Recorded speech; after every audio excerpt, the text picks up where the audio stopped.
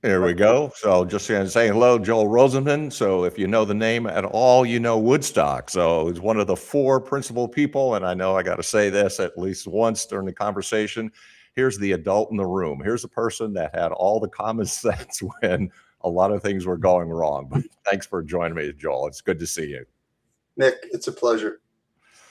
I was curious about a lot of things. So if you wouldn't mind, I'd like to dive in.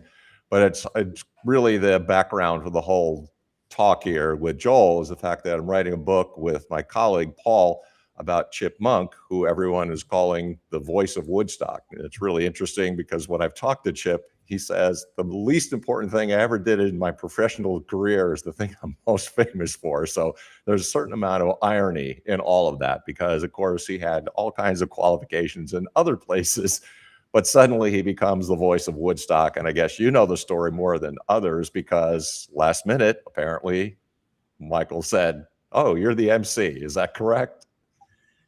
Oh, I think it probably is since we did hear his voice. I'm not sure whose voice we heard first.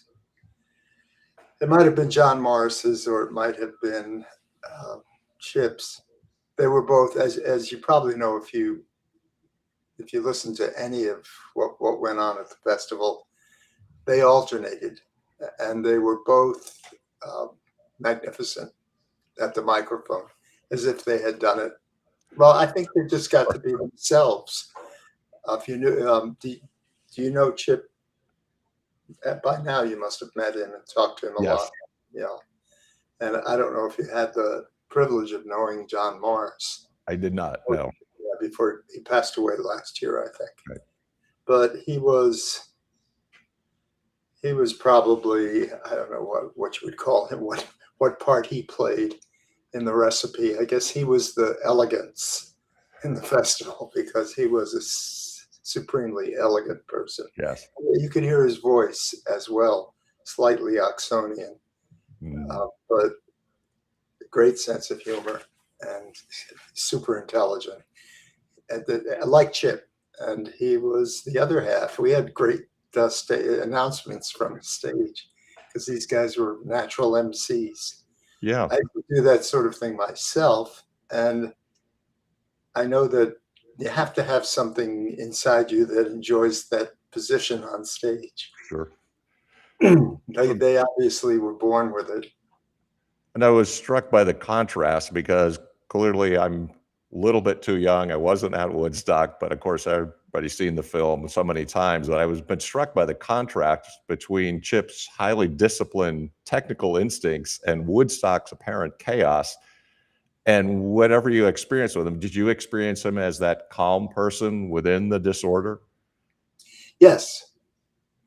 Uh, I, a caveat here, a full disclosure, my experience with Chip is practically nil, no more really than having met him a few times and not having been, our spheres of activity didn't overlap. Mm-hmm. I know more about him probably from as the voice of Woodstock. Okay. It was funny to say, and I had no hand in, for example, hiring him, although I did know he was going to be hired. Most of those decisions were made by Michael and the brilliant people Michael sort of attracted to the team, which is kind of what kept Woodstock from being a total disaster and made it instead into something iconic and more or less benign.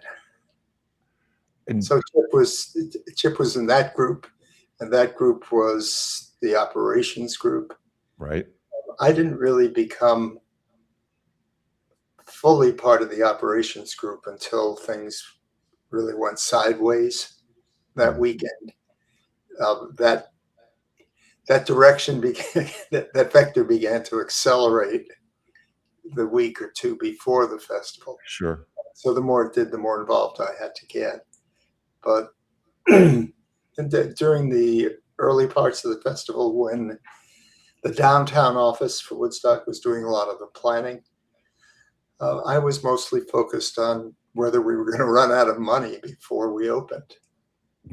And things did go awry. So I'm curious, what was your role during that period, especially you said in the last week or so, they switched the location and everything was starting to go awry. So you're the adult in the room. What was your role there?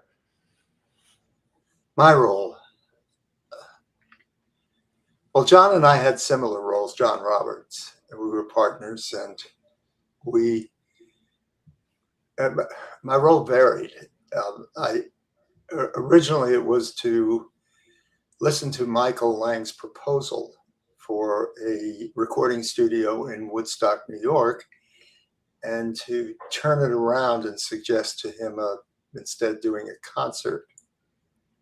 The key part of the overlap being the musicians who were living in Woodstock, New York at the Right. time. He didn't think it was such a good idea, and I don't blame him. There was nothing inspiring about my suggestion. It was to do a concert. Many of these events had already taken place, Monterey Pop being the kind that I thought we would have, but nothing like what Woodstock turned out to be. I don't think anybody in the room thought that at the time. Michael thought it was, I think he had gotten burned in a festival in Miami the year before. It was a small event, but it left a big scar. Sure. Because I think he lost money. He had been an investor. So, and he didn't know anything about producing concerts, but he did know people, and he had a good nose for talent. And that's how Chip came aboard. After that, we kind of split up the responsibilities. John Roberts and I took over or focused on making sure that the budget and the event got to the same place at the same time. Mm-hmm. And that proved to be difficult. So the more, well, I shouldn't say that we did a very good job of riding herd on that either, John and I, because events began to spiral out of control long before the festival itself, when we started having trouble finding a site. Michael had a real good head for certain things, but there were other critical parts, elements to the festival that he wasn't as focused on as he might have been. And one of them turned out to be kind of the pivotal part of what turned Woodstock into such a, you could say mess, but a lovable mess. That was that we couldn't find a site. And when we found a site, after building the festival on the site, more or less just in time, we were evicted from that site. So with a few weeks to go, we had to redo everything. And of course, it was impossible to redo everything. So we were caught with a festival that was kind of half built. And without people like Chip and John Morrison and Steve Cohen and Mel Lawrence, Stanley Goldstein, Chris Langhart. I'm trying to think of a few. Bill Hanley.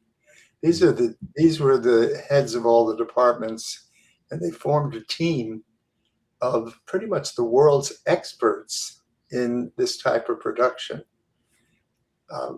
Michael's genius for getting these people to think that they were signing on to a real project at a time when probably they didn't need the work.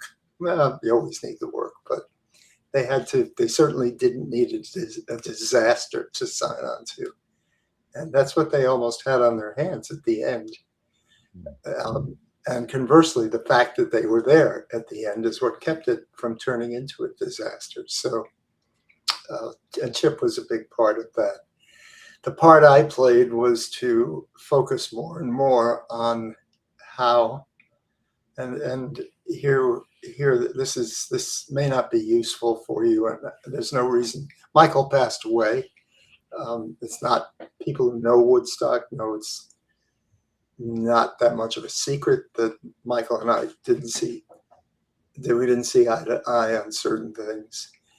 And off the record, that stemmed from actually a single moment early on when it became clear to me that Michael viewed the budget kind of the way Trump views the Treasury. Um, it just was different from the approach that we wanted him to take, because we did not have that much money, and we were afraid that we didn't pay attention to how it was being used and for whose benefit it was being used. We would be in hot water later on. So that, and this was not a problem until at one point, inadvertently, I discovered it was a problem. At that point, we were no longer buds. And he did what he could, and never stopped actually doing what he could until he passed away. That was, so my relationship with Michael over the years has been strange. He was a charming guy, and very smart, and had a good sense of humor, and lovable. I mean, even I felt that, so it was kind of a mixed. But the more I knew about him, the more I had to jump in. An example of which is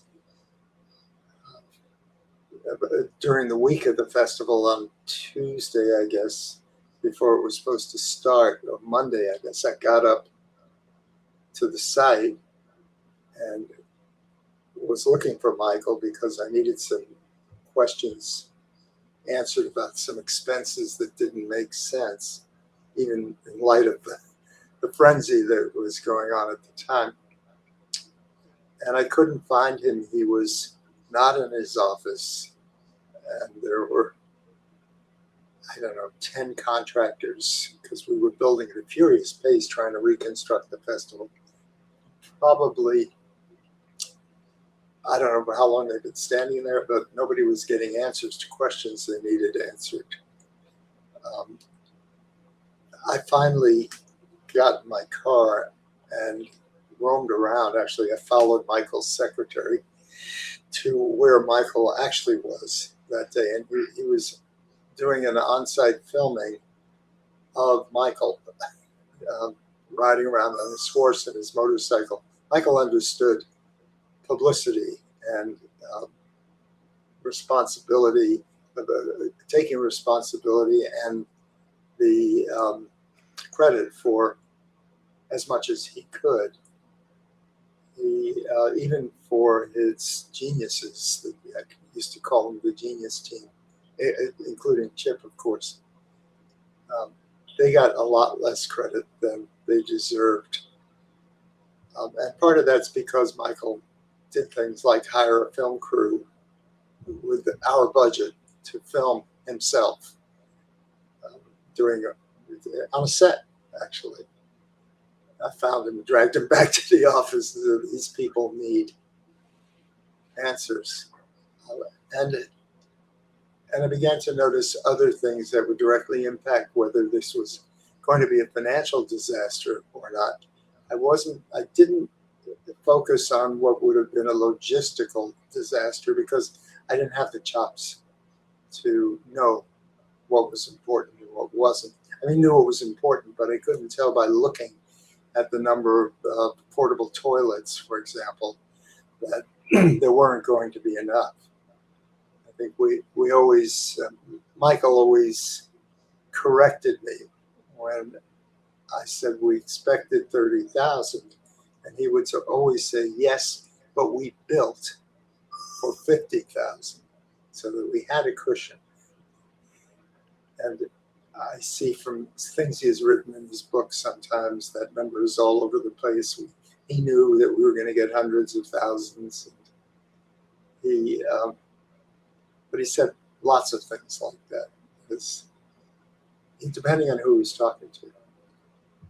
But I'm rambling all over the place here, Nick. But I'm actually homing in on the week of the festival.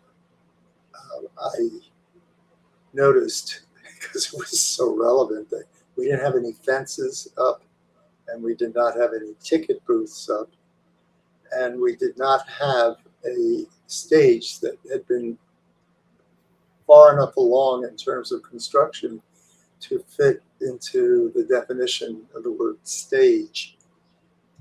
And on Tuesday night, it was Tuesday night. Yep, I was in my trailer, and some of the people responsible for constructing that stage, I think Langhart was there, and Steve Cohen, and maybe Stanley. And Mel was there. They put it to me. I don't know why they didn't have Michael make this decision, but I think Michael probably passed them along to me, which he would do when at certain times. And I don't blame him. This was a tough one. The question was, do you want to have ticket booths and fences, or do you want to have a stage?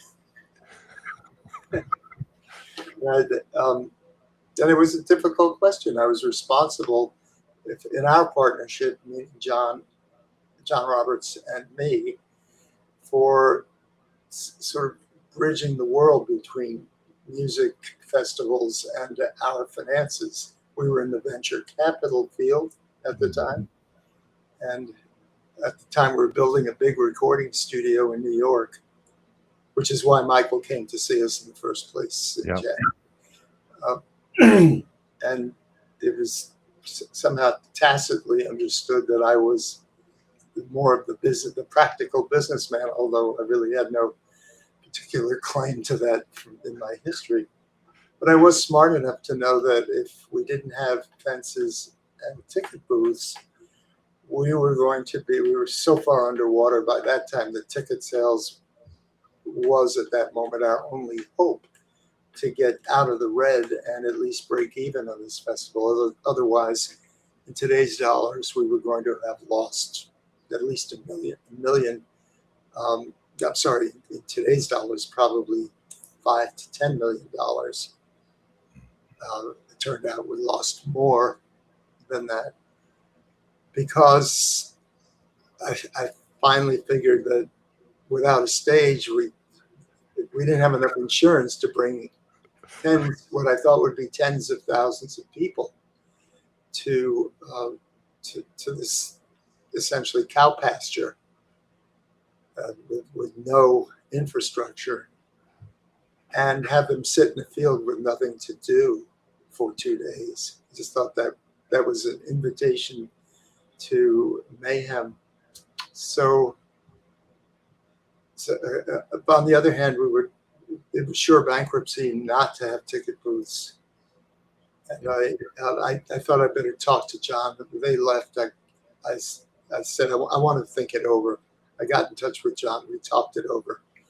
And by the next morning, well, it turned out it was moot. The next morning I woke up and there were already, this was Wednesday morning, there were already probably 20 to 30,000 people, maybe more, in the area just in front of the half-completed stage.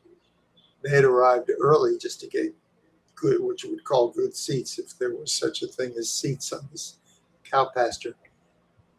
And I thought, well, this was kind of close to our maximum hope for a crowd. And if they're here on Wednesday, we better have a stage completed on Friday, or at least serviceable. And that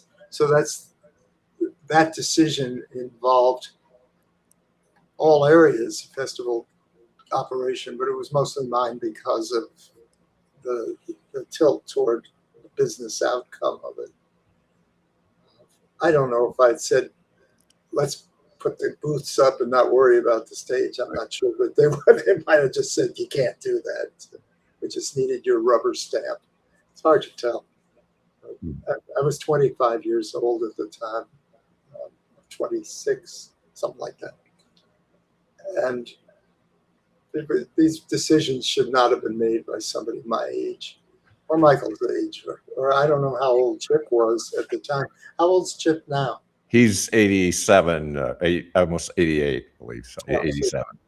He's 5 years older than I am. Okay. And so, and during the weekend, things got, we were too few having to do too much. And I think Michael was mostly involved, although when I looked through his book, there were a lot of things he was doing I wasn't aware of. But when I looked through, I did see some things that overlapped with things that I thought I had done. And some of them I know I had done. I realized that I was more involved in operations at that time than maybe I had expected to be. Among those activities, one of them was the electrical problem that we had when it rained, and we had so many people traipsing over the electrical cables that brought power to the stage and to Chip's lights. There was enough foot traffic so that the cables were unearthed. They'd been buried. And then these tens of thousands of flip-flops were abrading these cables. There was some disagreement about whether that would be dangerous. I didn't think that, from what I heard from the electrician from the site, there was no disagreement in his mind. It was going to be dangerous, and there was a lot of voltage that we were dealing with in those cables. And then it was up to me to decide whether to turn the stage off or not, which was a decision similar to the one I'd had to wrestle with on Tuesday before the event about whether to finish a stage or not. And that was less of a decision. I don't know.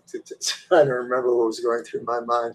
It was a similar thought, but instead of being bankrupt, it was, how safe is it for these kids to have the power continue, and how safe is it for the mob that you could imagine, based on things that have been happening in the late 60s. Sure. The mob that might materialize out of kids, a lot of them high, and most of them packed together and wet and cold and unhappy at the fact that all of a sudden the entertainment had gone away, and what that would turn into, and would that be more dangerous than keeping our fingers crossed about the cables? But eventually I had to decide, we have to, we were rescued. That's right. The engineer said, maybe I can work what you call a shunt around the part of the cables that were unearthed. And I believe that took him about an hour. And then we diverted the power from the unearthed part around and to the stage that way. It became, it neutralized the problem and everybody could relax. But that hour was a bad hour. I was 26 at the beginning of that hour and 126 probably at the end of it. And there were other things like that. We ran out of money, cash anyway, just paying people who were doing things for us, carting food in from all over the place, trying to keep these kids from cannibalizing each other. And they had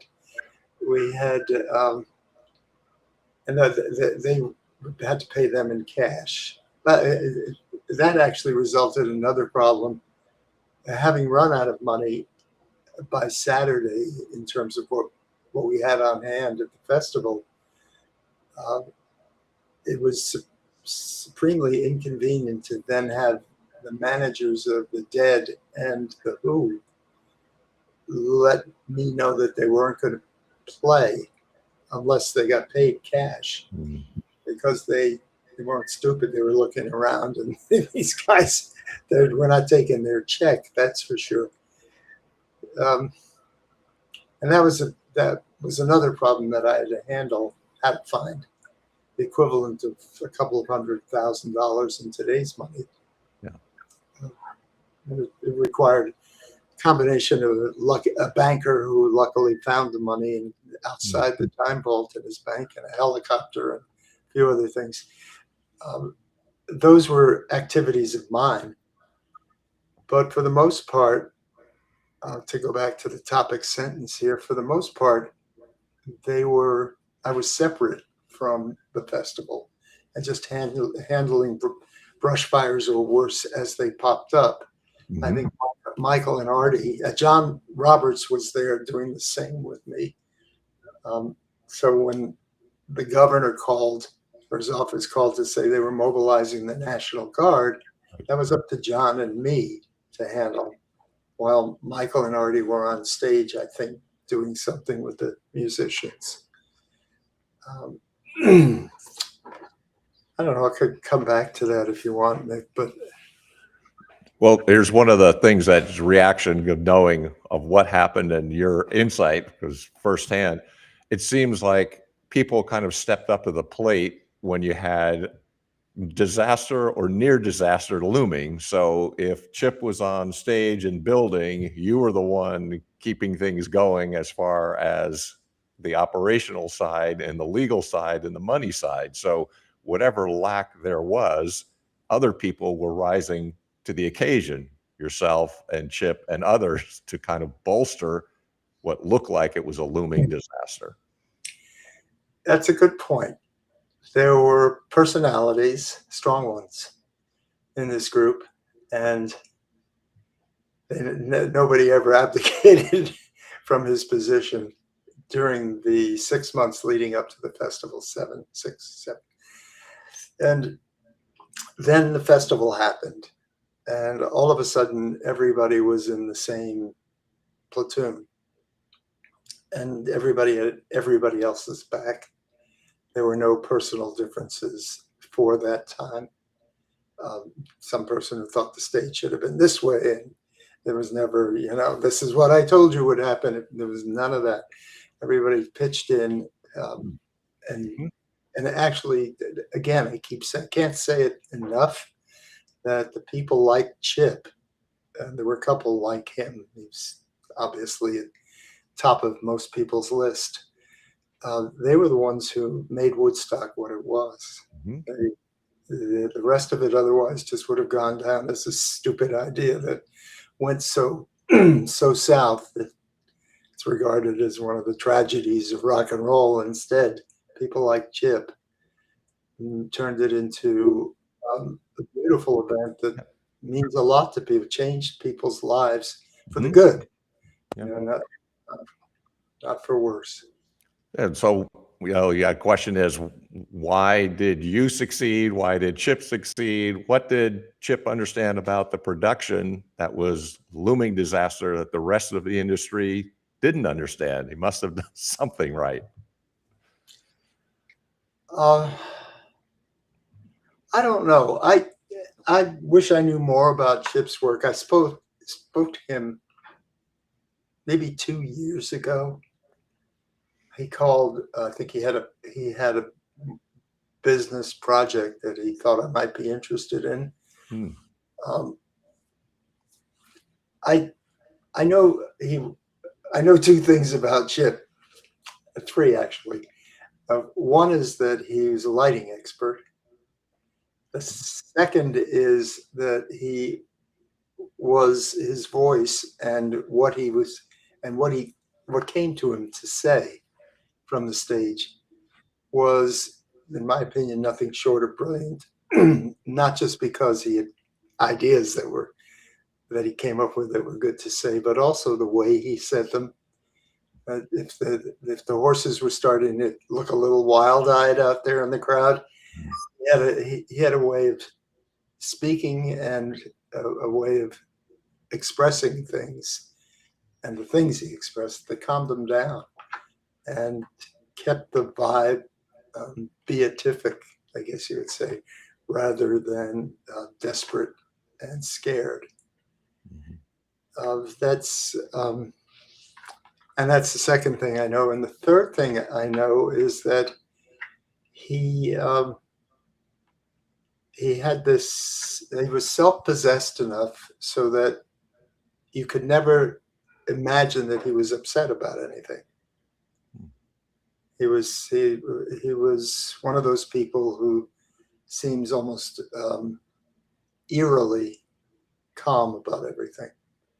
Michael was pretty much that way too. I think the only time I ever saw Michael really exasperated was probably with me. So, but I don't know what happened with the lighting.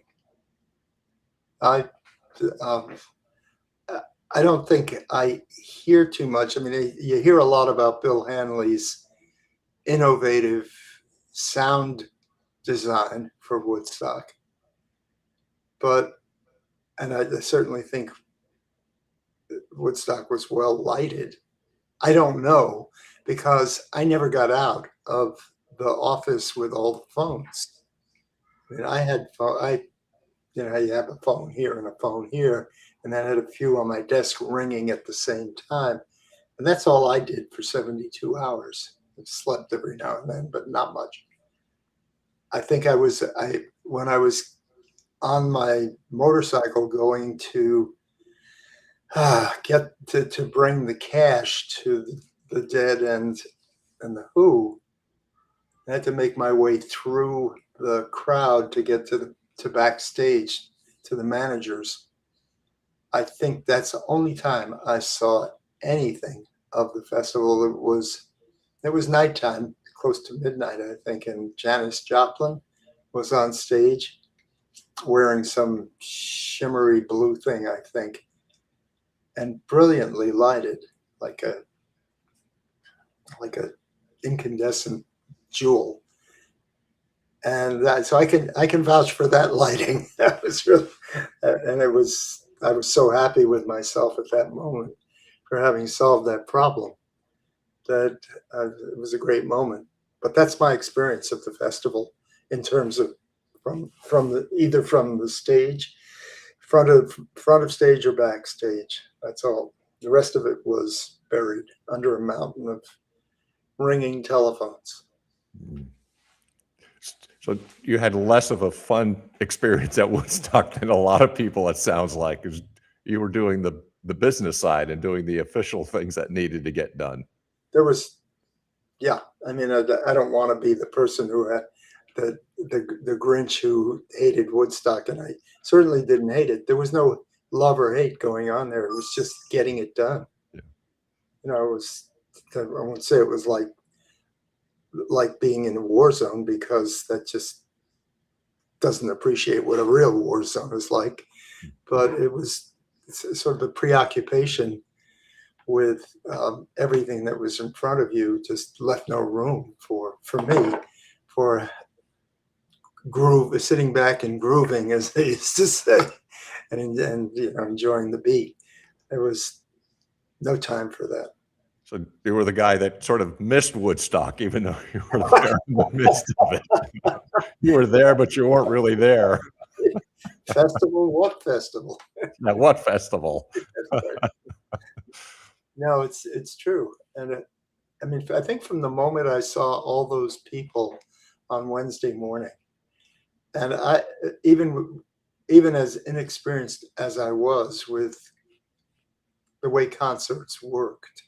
I mean, I'd been a professional musician up till 2 years before that. Mm-hmm. And I'd played to audiences that were, some of which were not small. I think the biggest one was 5,000 people. But it's inconceivable. It's difficult to get your mind around the picture of all those tens of thousands of kids in the same spot, let alone hundreds of thousands. Hmm. It was, it forces you into it's one thing to be part of it, and I guess this amazing opportunity anyway for contact high that is like nothing you've ever experienced or ever will again for people in the audience. There's also the invitation to get crazy scared about what can happen, and I think that was the invitation I accepted because they were all my guests, and I wasn't the one of the invited ones. I was the one of the ones responsible for their getting home alive. Mm. And it's a different perspective. It's like Sure. trying to enjoy your own party at Yeah. your home when instead of just the 12 people you invited, uh, 300 people show up at your house. And all of a sudden you're not enjoying your party. You're just trying to make sure that 300 people have a good time. It's something like 400,000 people crash the party. Yes, It's, that's right. It's a lot you of credit. invited some, but all these other people, hundreds of thousands showed up instead, Right. and Yeah. not enough porta potties or anything. I'm going to go back to one point you had mentioned, and I was curious about this. You could have taken a Columbia recording contract. So I'm curious, what was your thought process there? Not recording, but I'm going to be the Woodstock guy or be a part of something else. You chose building over performing. How come? Well, it's you don't know, obviously, you just asked. The I was I enjoyed performing. Actually, I mostly enjoyed singing. I had I was born with the ability to sing. I didn't really study it, and Hmm. my wife's an opera singer. And when I say didn't really study it, I mean she works at it 8 hours a day. It's an Olympic sport, and I'm almost embarrassed to compare what I used to do to prepare for a gig, which is essentially have dinner and then go to work. But she gets up in the morning and really has at it, um, Mm-hmm. and she's just like all physically so prepared to do a 3 hour opera. Um, I was just one of those. That was what you might call a crooner or a show tune type of singer that was quite popular in the mid 60s. And I happened to be singing and folk songs. I did those too, and some folk rock, which was just getting to be popular. Right. And I happened to be in the right place at the right time when the head of talent at Columbia Records, which was the big record company in those days, Sure. was scouting the group that was the headliner at the bitter end. I was a warm up at the bitter end. I was still on stage because everything was running late the way it often does. And so he heard me sing. He called me the next day and had me come to Columbia Studios to record a demo to see whether what he heard the night before was what he would hear on tape. And he liked the demo. So he offered me a recording contract to essentially become a Columbia recording artist, which was in those days the holy grail for musicians. Sure. That was like, if you got that contract, you can't do better than that. Yeah. At that stage in one's career. And I went to sign it because, I don't know, it just seemed like that would be the smart thing to do, given that I was not super crazy about going to the law office where I worked as a young lawyer. I think I graduated about 3 months earlier from law school. I used to do both. At night I would sing. During the day I would work on cases.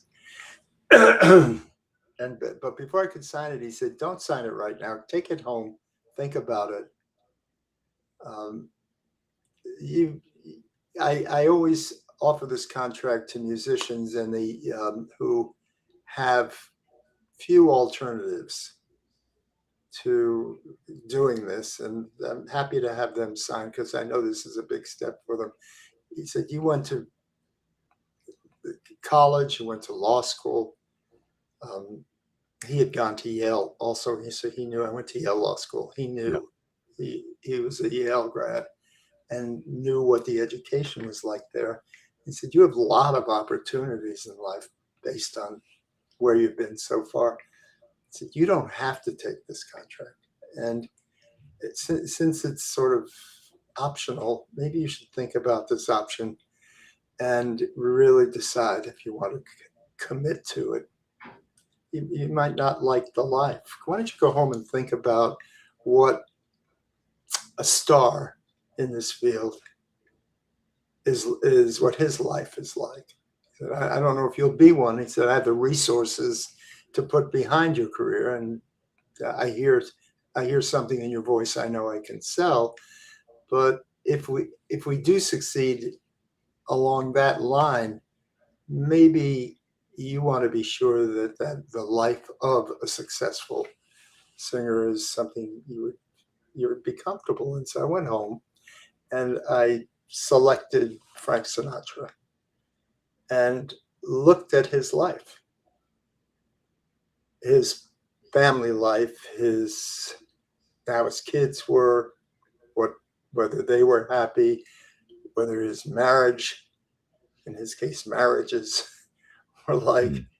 and his private life, how the absence of it actually.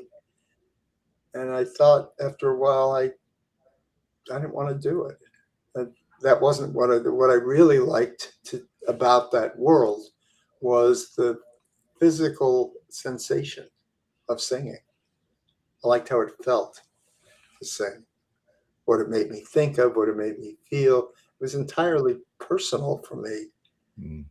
and I liked a little bit of relating to audiences, and I liked to make audiences laugh when I was doing the emceeing.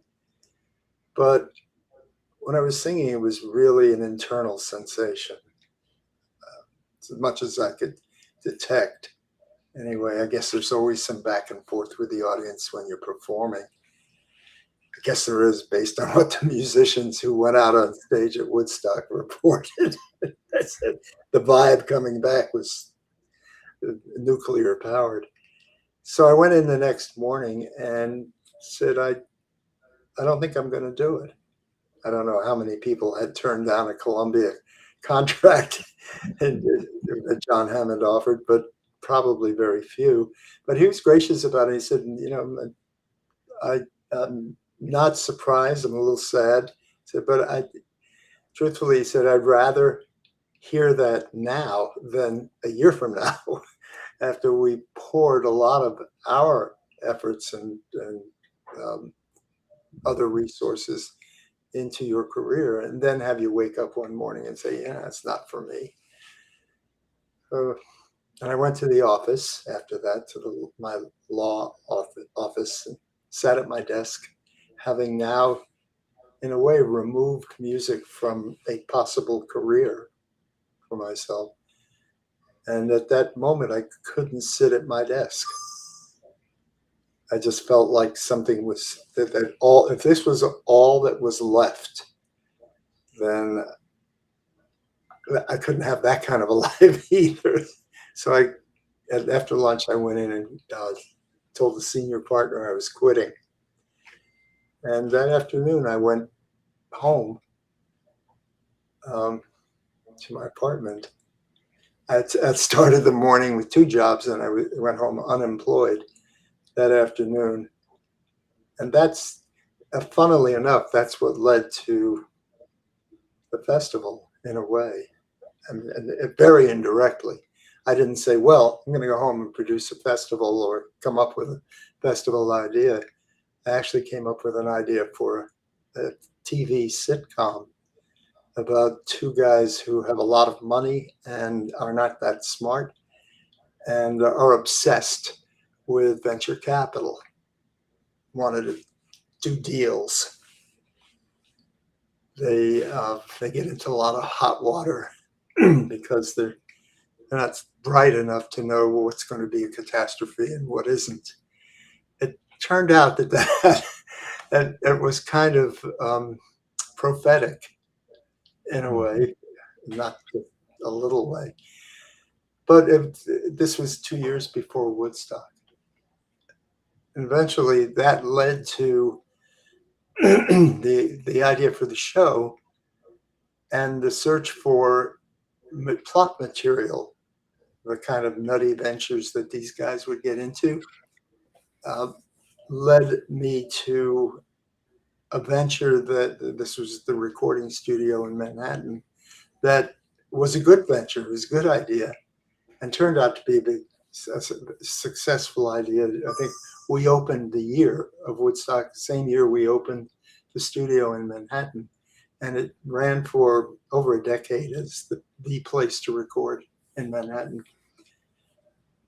But at the time, I was nowhere near thinking about a big concert that people would be talking about 60 years later.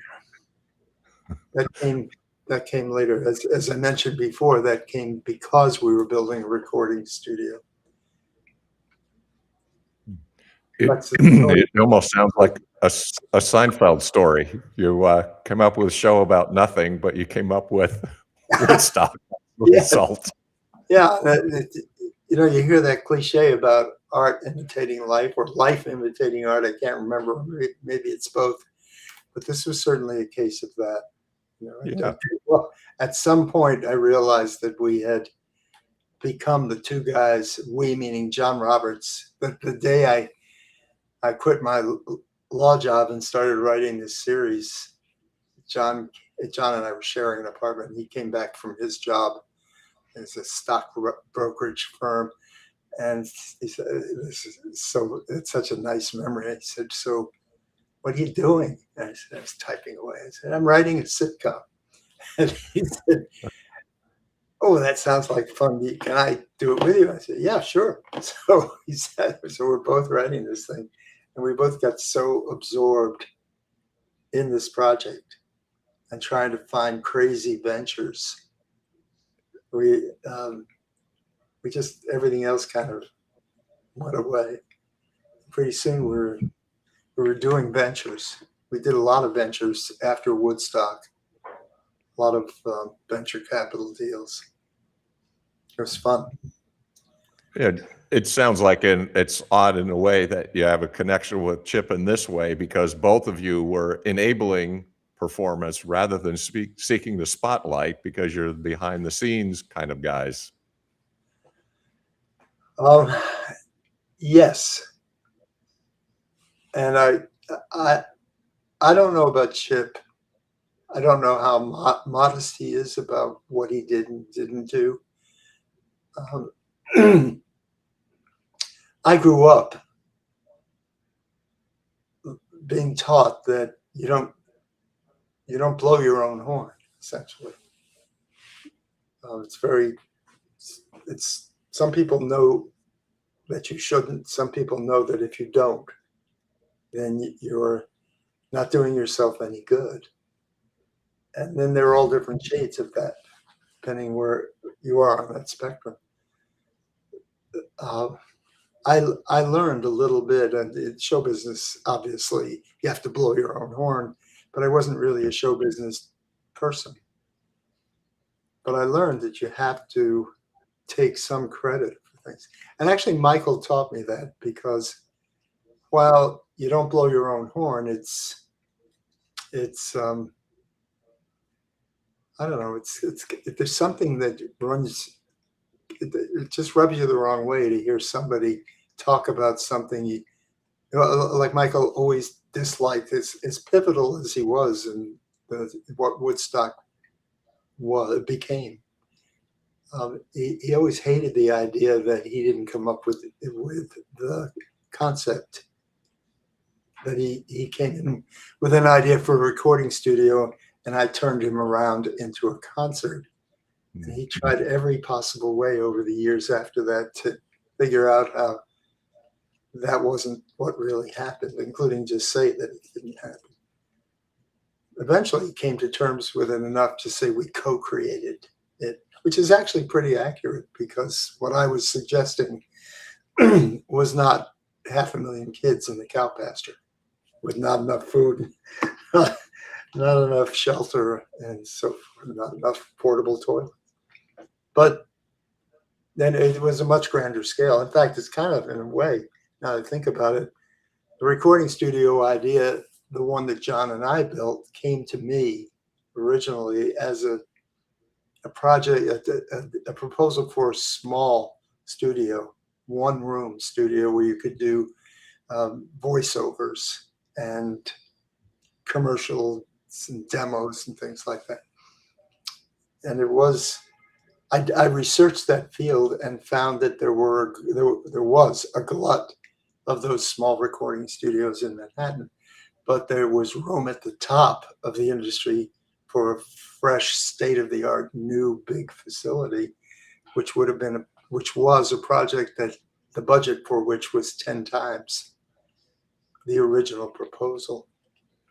So we just multiplied the proposal essentially by 10 and got financing for it. And it turned out to be a big, and it just occurred to me actually at this moment that that's what Michael did to my idea about a concert. And the difference being that I redid the budget so that it was appropriate for the project, the actual project. Michael just disregarded the original budget. And it's not going to work. We don't need a budget.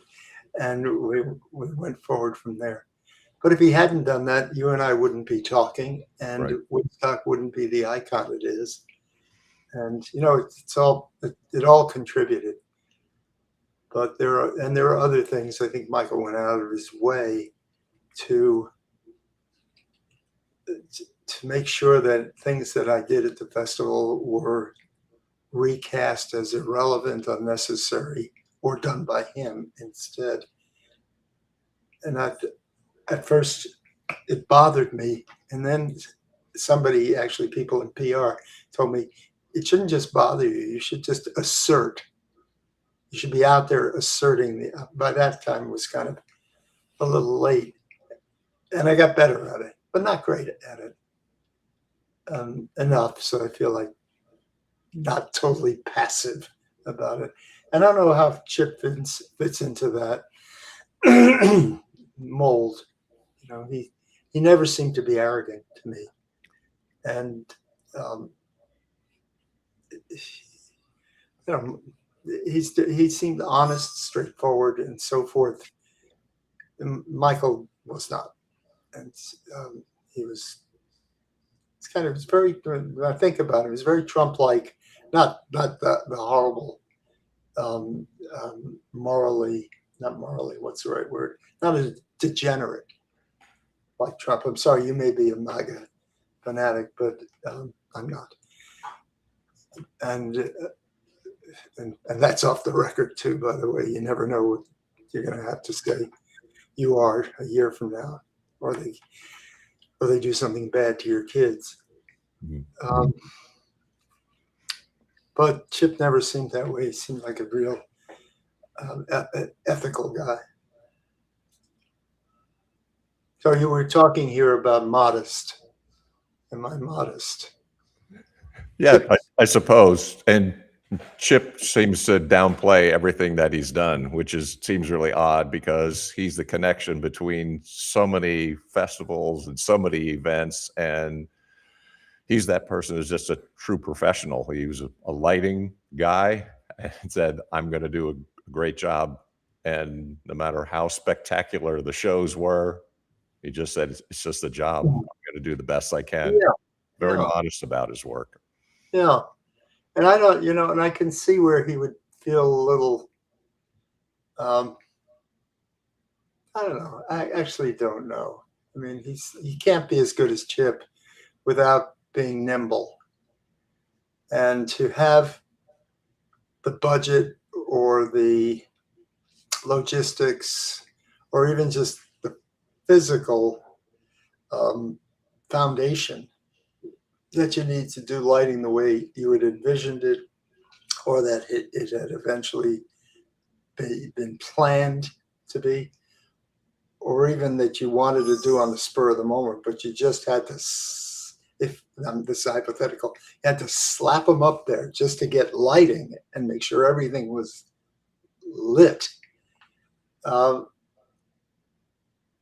I can see where that would preoccupy him. And the fact that he became what you might call the voice of Woodstock and was saying things like, there's one phrase he used that was so great.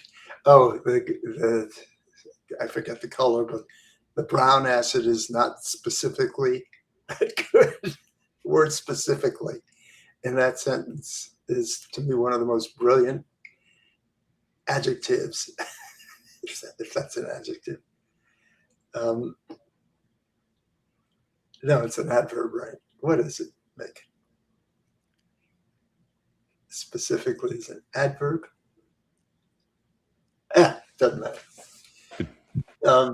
Specifically, not so good, but it's your own trip. So just be advised. But the word, yes, I love the not specifically that it's something so mild mannered about it, but carried a lot of watch yourself because it'll be a year before you get back from Mars. Yeah. To have, in a sense, morphed into that or stepped sideways into that role. I can see where Chip might have, I don't know, like tossed it off as kind of a grace note to what he was playing, which was lighting. But you never know what the rest of the world is going to think about what you're doing. I think I hope he takes some pride in that he was on stage. As I said, I've been on stage and had to think about what I was saying to the audience, convey what I wanted to, keep my mind going while I was speaking about something else. And he's such a natural at it. It helps to be super smart, but you also have to have something else. He clearly has it. Yes, he studied traffic air controllers, and he said, here's a really high pressure situation, but he noticed how calm they were and how straightforward they were. And he said, this is one way that gave him an insight that when you're dealing with a crowd of 400,000 people and all kinds of things might be happening, to just stay calm. And there's stories of him reading Jonathan Livingston Seagull, Richard Bach's, to sort of calm the crowd down.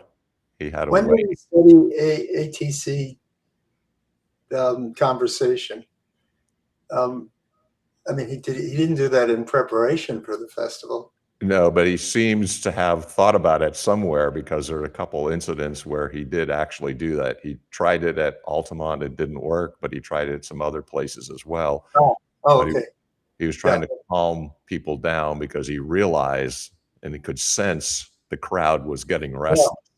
I see. So Woodstock kind of oriented him to the possibility that he might have to do this again. He got thrown into it again, right? You know, to quote Jim Morrison, thrown into this world, like a dog without a bone, like an actor out alone, riders on the storm. So he was a rider on the storm because he sensed the storm being the crowd, and he tried to calm them down. Yeah. So I'm sorry I'm so light on details about Chip, but I could talk to you for hours about various incidents in the festival that have to do with John or with me, and I could hopefully tread lightly about Michael. Yeah, but I had to look at I'll confess I had to look up some things about the festival in order to get myself focused on what you and I might be talking about.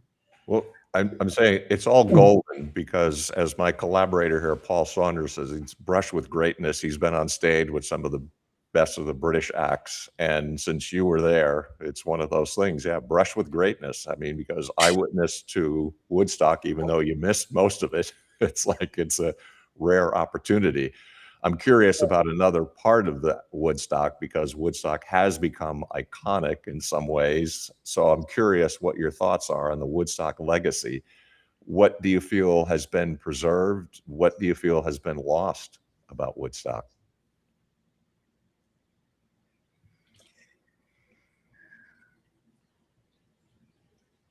I'll take it in two parts. One is what has caused Woodstock to be remembered a certain way and not other ways, and then what those memories or those renovated memories or revised ones are. I think that people, it's certainly, the Rashomon effect on people's memories of what happened is even when it's well intentioned, when there's no motive of self-aggrandizement or anything, just how you remember it, honest disagreements about what actually went on. People's memories who were witnesses at an event of crime, a sensationally wonderful event, doesn't matter. What they remember is highly personal and sometimes wildly different from the person's memory, the fellow sitting next to him. So that's one thing. Then there are people who bent what happened because it exonerated them or it elevated them in terms of what they were doing, and or had an axe to grind. And then there are people who weren't even there, who drank the Kool-Aid or the reverse, felt that it was an insult to something or other, that people were exalting this event that did not warrant it. It was just almost a non-event, just so badly planned or so badly executed, or just a random thing that should not be deified. If that's not the right word, but you know what I mean. Iconicized. Is this Iconic. well, iconic for sure. Yeah, I wrote the verb of making something iconic is looking. The anyway, so there are all those things. I'm in the process of doing it myself. I'm guilty of it. I'm writing a musical with the fellow who wrote Annie Hall and Jersey Boys, and it has a lot of hits. And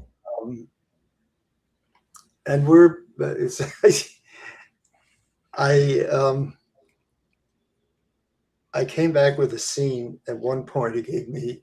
He's the boss of this cooperative. I mean, we're a partnership, but he calls the shots if there are any final decisions to be made. And I gave him a scene, a homework assignment he'd given me, and he said, "This is," just pointed to something. He said, "No, we should make this the way it happened." And even at this late date, I said, "Marshall, that's not the way it happened." He said, "We've been working on this for several years, and you're still able to point that out as if that had anything to do with writing the show." He said, "This show is based on a true story. This isn't what actually happened. This is a musical about people.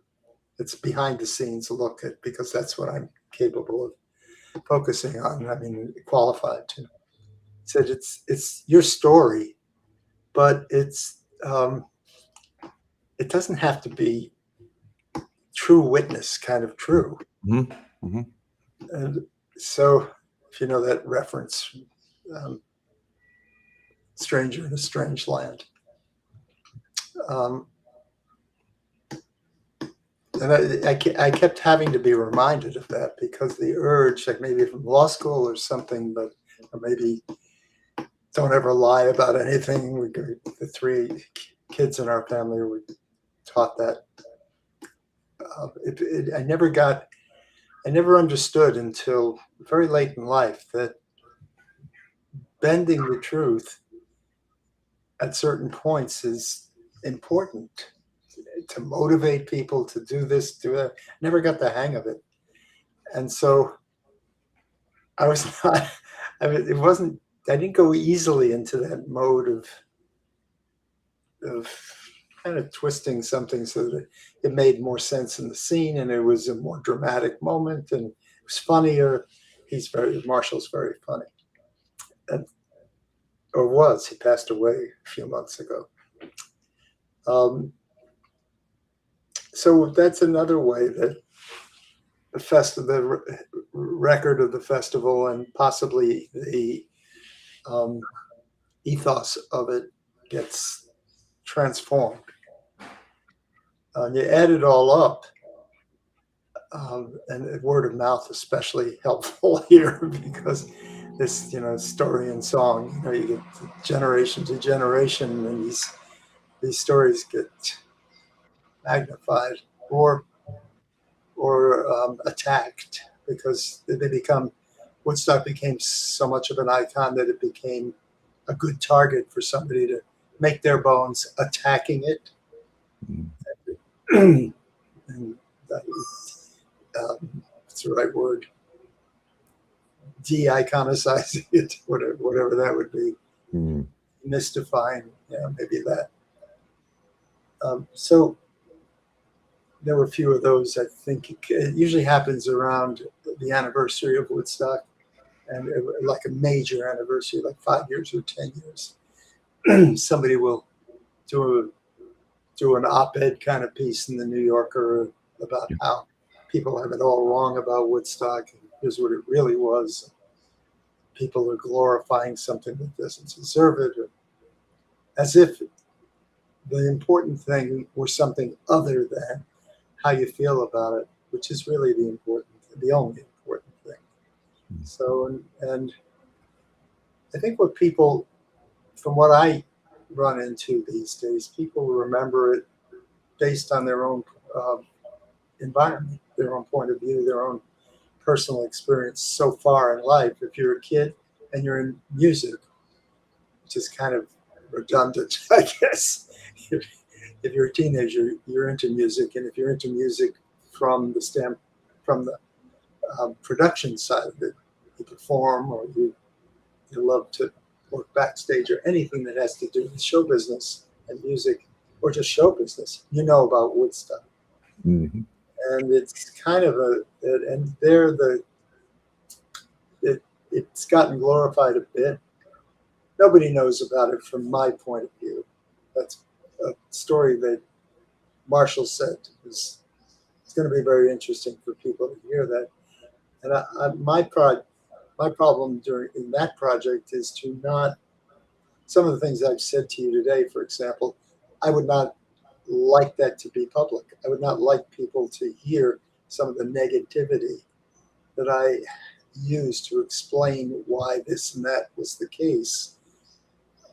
That's just, nobody needs to hear that stuff. It doesn't do Woodstock any good, doesn't do me any good. And it doesn't do any good for the people who might use Woodstock as an example of how, of a world or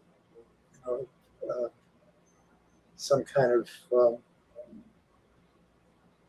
synecdoche for a world where people can get together strangers can get together under adverse circumstances and treat each other like family, like people they love, rather than treat them like possible thieves of of scarce resources that aren't enough for the whole family. Mm. And I think Woodstock is a good example of that, that instinct that people have for community, Mhm. which is it's very strong. I mean, it's as strong, obviously, as the one that people have for survival and lone wolf kind of behavior. And I think that maybe even more of the reason, and obviously we're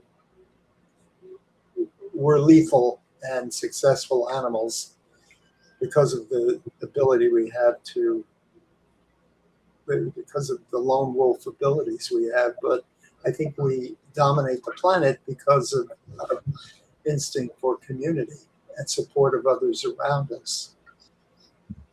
And Woodstock's a really good example of that. But there isn't enough subscription to that idea, I think, in today's world. And so Woodstock is a nice thing to point to about how that's a possibility for us. Mhm. Um, Saying things about what went on behind stage, what's in the sausage, does nobody any good. And so I appreciate if you keep all that off the record, Nick, but and focus on the things where I talk about how great Chip is. Well, there's a spirit of Woodstock, which I think is a really positive thing. Where can 400,000 people come together for 3 days and celebrate peace, love, and music? And that's a beautiful thing. And it can be some of the highest aspirations of humanity. And that is one real positive view of Woodstock. And that's a good one. Yeah, no, and I think if you ask people what was Woodstock, some people don't even know what it was, but I would say that's fewer than 5% of the people I talked to about it. Um, they would say that. They would probably say that was, some of them say, most of them say, that was a lot of people showed up when they didn't expect it, right? It was like a huge mess of people. And everybody had a good time, or everybody was stoned, or great music. Um, and it was like a big flower children event, right? And hippies, a bunch of hippies got together, and and everybody was stoned and had a great time. And I think, it's nothing really summarized as elegantly as you just did, but those along those lines, and it really should. It's a great reward for me to have it remembered that way. Makes me feel that everything I did backstage was worth it. That definitely helped bring that idea, that icon to into reality. So yeah, yeah, I don't, and I don't know. I mean, there was a time, of course, right after the festival and during the festival, to the extent that the world knew about it. They knew more about it by the time we got to Sunday. Um, but on Monday, it was widely regarded as an actual word that was used as an abomination. It was a disgusting example of how undisciplined and how sloppy and how I don't know. There was nothing commendable about this muddy, stoned, hedonistic bunch of people who got together in the Catskills and without a care in the world, supposedly. Or the establishment didn't like Woodstock when it happened. But I think there was an op-ed piece in the Times called, I think it was titled "Nightmare in the Catskills," Monday in the Times. But by Wednesday, maybe even the next day, they had learned enough about what went on. This is how quickly it turned around. maybe because these editors talk to their kids in the meantime. And by Wednesday, the heading for an op-ed piece was "Miracle at Bethel." Hmm. So, and after that, things just went in the right direction. I'd say the favorability rating, as we say in the polls these days, for Woodstock is probably up in the 90s. You can't say that about a lot of events. I'm not, I'm sort of proud of it. I think that for two reasons. I think that my role in it, I kept it from, in some instances, I kept it from turning into a real nasty moment in history. But the success of it, what made it what it was Chip's team. And I think, we were all throwing ideas around. I had a lot of crazy ideas, some of which ended up as part of the festival in terms of the look of it and the feel of it, although Michael would never have agreed to that. But they were just ideas, and they might or might not have been put into practice. They might have been unfundable even with an unlimited budget. But there was a team that made everything come alive, that actually produced a real world experience that people came away with and held it together. The way I was holding it together backstage, they held it together for a month and a half, trying to recreate the festival just before people arrived. And they were the stars. The other stars were the 500,000 kids who could have gone either way. But it's just, they all got in touch with, and there are probably some people there who were no different from the people at Altamont, or the people at Woodstock '99, or some other events that just that went pear-shaped, whatever the current cliche is. And they were heroes that made this thing what it was, kind of and why Woodstock can still be some kind of beacon in a way. And so, and I really owe it to them. We all owe it to them. Well, we're coming up, so speaking of anniversaries, the 60th anniversary, if you can believe it. So what's your thoughts about Woodstock after almost 60 years? Well, I can believe it. I got out of bed this morning and I said to Naya, my foot hurts. I must have slept wrong. And I heard myself say, must have slept wrong. People say that. When did it get to be a thing you had to do right in order not to hurt when you got out of bed in the morning? You had to sleep right.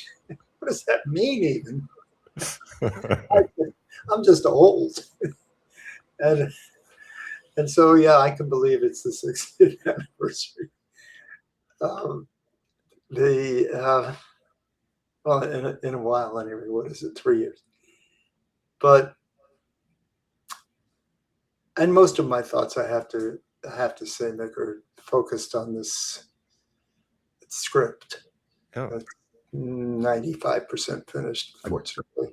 That's awesome. I can't wait to hear, because I think you're answering the question, the 60-year anniversary question, which is something I'm really interested in. What you could have done, and as young as you were, 25, but you came out of it and helped out a really what would have been a complete disaster into something which is very memorable, which is iconic and lives on and resonates with so many people. And it shows the spirit of humanity and the spirit of us as a species temporarily. However, it's community, and family. But there's a tension. I mean, there's an obvious tension. I think Woodstock is both a cultural beacon and has sort of become a commercial brand, and there's a tension in that. I guess there is. And it's only because commercial has come to connote soulless. It doesn't. It hasn't always been that way. It still isn't. I mean, there's plenty of commerce that goes on that warms your heart, but so much of it has become just this poisonous stew of greed and and cruelty, and it's given capitalism and commercialism a bad name. I don't know if that, I'm saying it like this is a new thing, like it isn't thousands of years old. This dichotomy between good business and horrifying business. Woodstock, selling a Woodstock T-shirt is not. It's commercializing Woodstock, but I don't know what's wrong with that. The using Woodstock to deforest part of Brazil so that you can sell Woodstock paper towel. That's something we wouldn't do. And it's the wrong kind of commercializing the name. And when we licensed the name Woodstock, that was the first. That's the first consideration that we have. Do we want to be associated with these people, with this product, with this sector of the community? And if it's, if it's the kind of thing we were against in 1969, we're against it now. And so the pure fact that it's commercial, that it's meant to, you just can't survive unless you can stay afloat. And I don't, and if people don't understand that, I mean, Michael said, I remember Michael, after, again, off the record, after trying to extort John and me after the festival. Michael had no financial interest in the festival, although he kept telling everybody that he had been responsible for paying back the debt and so forth. But he and his partner, Artie, came to see John and me after the festival Tuesday. We're two guys from the music business, and along with them, the four of them said, you guys are in big trouble financially, and here's our deal. We're going to take your shares in the company. We had, for some stupid reason, split up the company into equal quarters so that Michael and Artie owned half of the company, John and I on the other half, so we could have a stalemate, a tie, and therefore no action could be taken unless one of the other partners agreed to what the two partners wanted to do. And they said, we're going to stymie any action you want to take with creditors unless you agree to give us your stock. And that would have meant certain bankruptcy for us, because as soon as these creditors got no deal from us about no way that we were going to work off the debt that we owed to each one of these, I think we had about 80 creditors. Three of them were certainly going to get together and throw us into Chapter 7, which is you hear about Chapter 11(7) is involuntary bankruptcy, which would have taken the trademarks and auctioned them off to whatever, and thereby removed any hope that we had of making back the $15 million that we had lost on the festival. And that was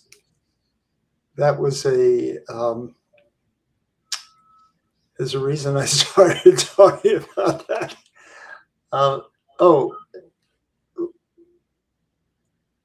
Can you remember where I started on this? What was the conflict between the commercial aspects Oh, and no, right. Thanks. Um, and we called the FBI because this was even for Michael and Artie, this was beyond. And eventually we ended up buying them out, telling them that we were going to be in court with them. We have enough money to, and we didn't know whether they did, but we were going to have, this was going to be a legal battle. And this was all going to be exposed, and they would also be criminally liable for having tried to pull this play. And if they needed a response to their offer, it was essentially go procreate with yourself. And about 3 weeks later, we ended up paying them not an insignificant amount of money for them to go away. In retrospect, of course, they thought it was peanuts, but at the time, I caught them by chance on my way back from the men's room after we gave them their checks. Saw them by the elevator in this office building, waiting for the elevator and high-fiving and dancing around like they had really scored. 2 years later, they sued us for having tricked them out of their stock. But that didn't last long. Their lawyer quit when he found out what really happened. The reason that all of this, that we separated as partners in the media, soon after that came from Michael, who said that we split up because John and Joel wanted to commercialize Woodstock, and it just wasn't right, according to Michael. And I remember thinking at the time, what's wrong with commercializing the festival? I mean, if anybody was the most commercial person probably in the entire Woodstock group, production group, from the person answering the phones at the beginning of the production phase to John Roberts, who was probably in my opinion, at the top of the pyramid. Every single person, maybe most of all Michael, was interested in making a buck for himself. Still off the record, the number of deals Michael cut with suppliers, very much like the Trump deals. I mean, he was all about the money, but the public reason was about commercialization. It's always been a sore spot for me. People, and it's two reasons. One, it's stupid, and two, you have to make money to stay afloat. And number two, it gives commerce a bad name. And if the nature of the world, the stark reality of it is you have to find a way to have commerce and civilization work together, then tagging commerce with a C generically as bad builds in to I don't know why I'm pontificating here, but you follow. You kind of automatically build in an unsolvable problem. You create a problem that can't be solved if the only solution is abhorrent. But really, the only solution is you have to have commerce to have civilization function. You just have to have the right kind of commerce. Anyway, that's so you just hit a nerve with the word commercialize. I don't subscribe to that. And unfortunately, I'm kind of vox climatis here because most people have. No, that's not true. These days, that was a very hippie kind of attitude, commercialization. People don't talk about, oh, they're just in it for the money. Now, people don't, kids, I don't know, they're different these days. The kids understand you have to make a buck, especially these days when it's hard to do that. But they really, I went to Princeton whose motto was Princeton in the nation's service. And when I went to school there, which was some years before you were born, people did. They went to the Peace Corps. They joined this and that pro bono group, and they were all over the world doing what they could. Not everybody, but a high percent. Now, I heard from one of the deans there that 38%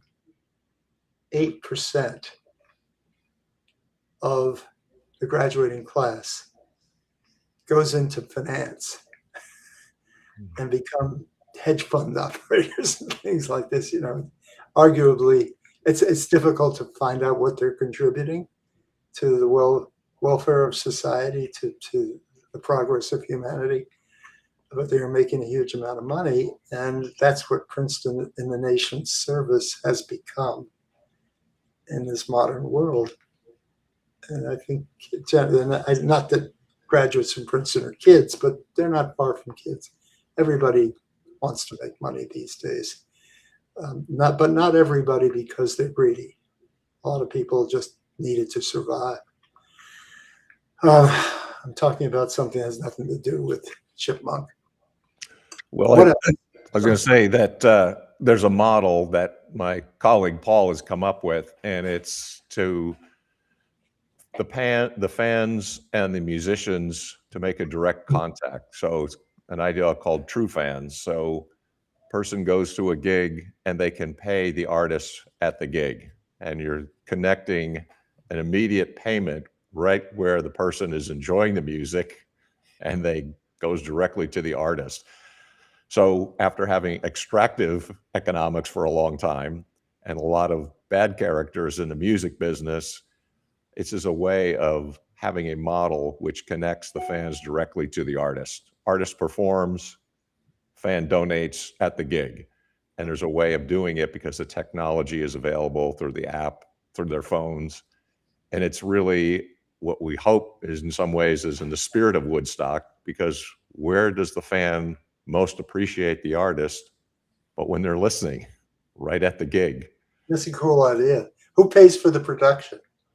Well, this is a system that Paul is setting up, but what it does, it bypasses the record companies, it bypasses the managers, the clubs, and everything else, Uh-huh. and connects the fan to the artist.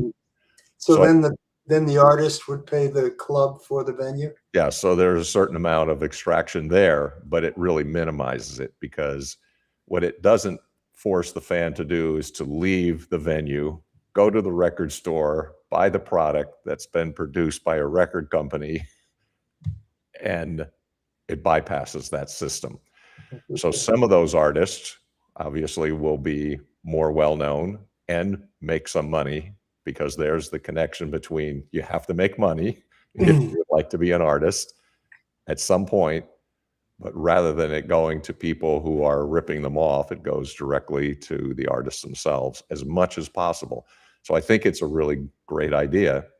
And this is a person who's been in radio and record companies and doing all those things, and found out all the artists of the money they were losing over the years.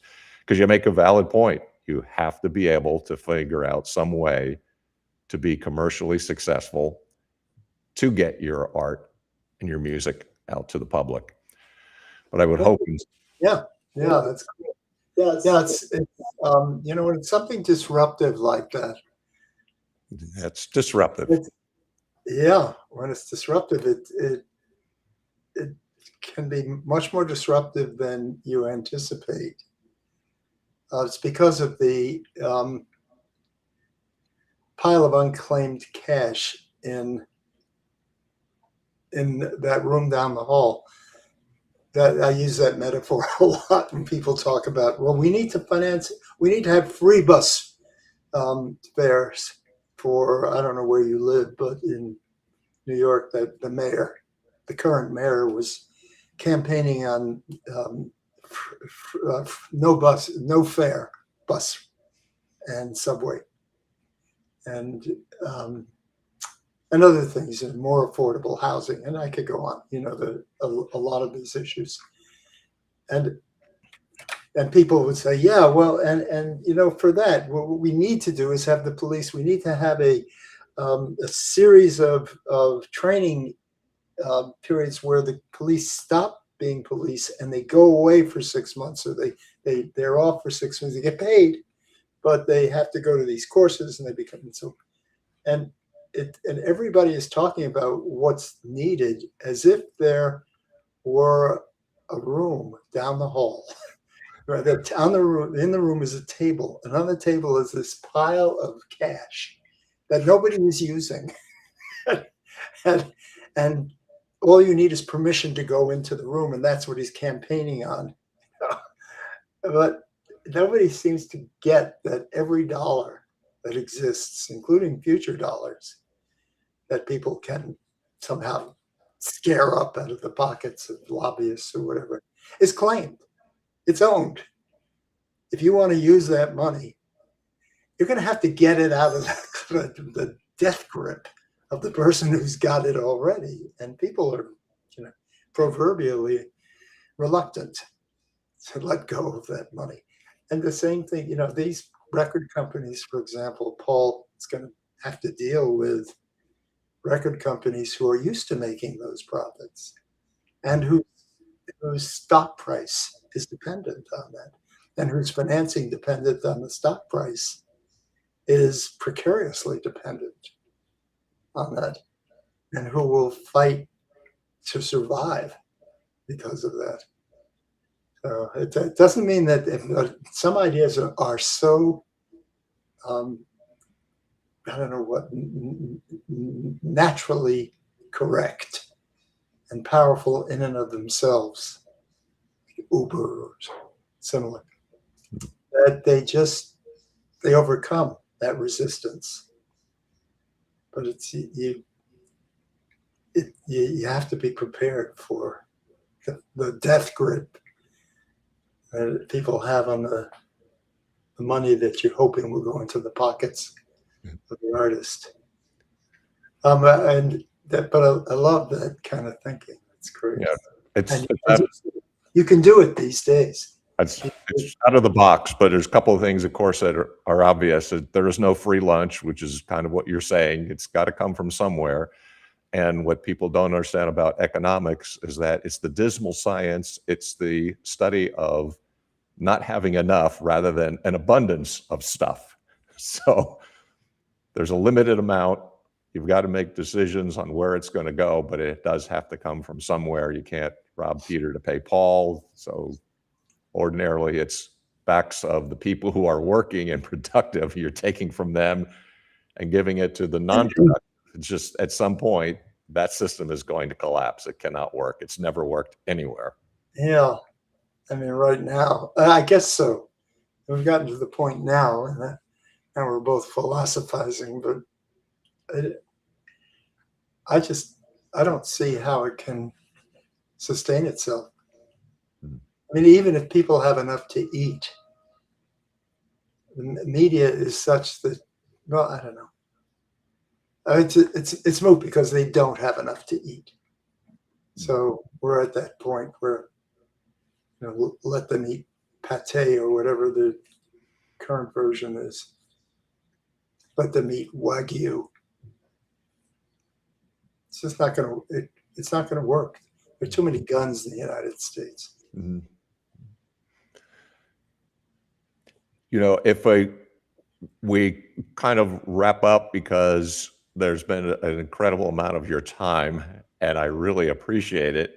And I'm so excited to hear that you're actually working on a production, because it's so important to get your perspective. And I had no idea that you were doing that. So it's really warms my heart to know that you're working on a project, and I can't wait to come out, because this is what I want to hear. What I'm calling the person that, even though you were 25, you were the adult in the room, and you had an insight into all the practical aspects that nobody was paying attention to at that time. And that's why I went back to that comment. Some people began to step up to the plate. You did, Chip did, John did, other people did, to make this incredible event that a lot of us have just enjoyed. And it is iconic, and it means a lot to us in my generation. So I'm really glad to have the opportunity to talk to you, hear your words of wisdom, and find your perspective on some things that happened now. Almost that's 60 years ago. It's incredible, but I Yeah. remember 69 as well too. Well, thanks, Nick. It's been a pleasure talking with you.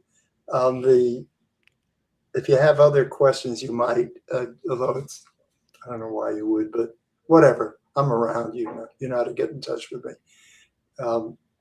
Have you written for the theater?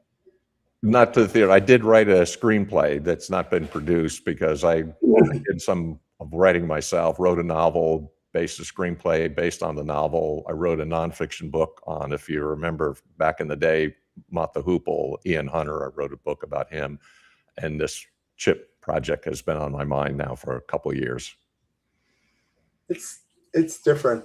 I mean, especially when you get a guy was the head writer for the Tonight Show monologues for 10 years, and wrote 5 movies with Woody Allen. Wow.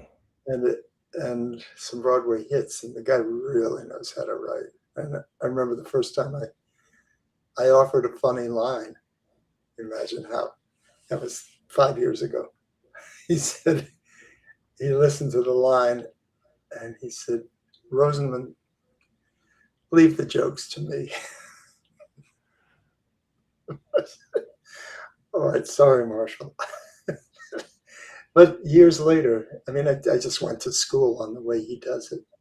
And you can do it. You can, I'm sure you can do it too. You're in the room with a great writer like that. And after a while, you start to get the sense of how he does it, what sounds like something he would say. Mm. And he really appreciates humor that's just like his. It's fun. It's fun to write now. It's a lot of fun. I think if I had to do it over again, Mick, and I knew I could make ends meet writing, it's not easy.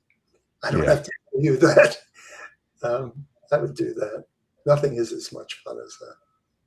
That's awesome. I'm delighted to hear about the project. I can't wait. I'll be paying attention, and I might have more questions for you after that. But that's the question I really wanted answered. Like, what is your perspective? And I had no idea that you were actually doing a real production on it. And that's going to answer the question that myself and a lot of people have about your role for something that's really important, really historic, and really iconic.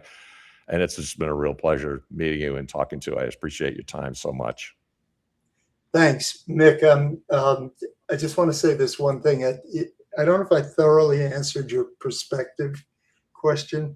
I gave you a personal sort of occupational perspective, but in terms of where Woodstock stands, kind of in the philosophical, emotional, political, societal world, from my point of view, it is what I pointed at one point, that it represents, and still does, something I can point to as an example of how we can all live together and succeed, and how there is in each one of us that we can tap into that. And it's still that for me. It always was. Soon after the festival, it was that for me. And it's never changed. So I'm happy to have that, have helped produce that example, something, real evidence that we're capable of it. Anyway, just wanted to make sure that that's And I think that's what nails it. The person who was not there, that's what I got out of it. That's what I appreciate out of it.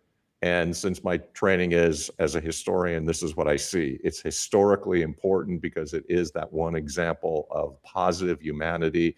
And with all the terrible things that have happened in the world throughout history, this is one of those good things. And it could have been worse, but it comes out to be a pretty doggone good example of humanity at its finest. Great. Thanks for repeating, well, actually saying it better than I did. I appreciate that you got that. All right. Terrific. Thanks for your time, and stay in. Sorry, go ahead. Thank you very much. I'm looking forward to the production. Appreciate it. All right. Talk soon. Take care.